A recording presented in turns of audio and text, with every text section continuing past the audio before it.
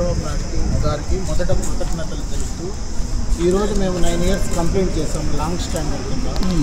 కానీ మేము మారుమూల ప్రాంతాల్లో రిమోట్ ఏరియాల్లో పనిచేసుకొని ఏదో ఒక మానవ ఇబ్బందులు పడి మేము ఇప్పుడు ఒక మంచి ప్లేసు కోరుకోవాలని ట్రాన్స్పోర్ట్స్లో కోరుకోవడంలో మాకు 9 ఏళ్ళు పనిచేసినా కూడా మాకు 8 ఏళ్ళు సీలింగ్ పెట్టి ఈ విధంగా మమ్మల్ని ఒక సంవత్సరం పాటు మేము పనిచేసిన దానికి మాకు ప్రతిఫలం లేకుండా పాయింట్స్ ఎత్తివేసిన సందర్భంగా ఎంతో బాధతో ఆవేదనతో మా నేత చంద్రబాబు నాయుడు గారి దృష్టికి తీసుకువెళ్తామని ఇక్కడైతేనే మాకు న్యాయం జరుగుతుందని మేము ఇక్కడికి వచ్చాము.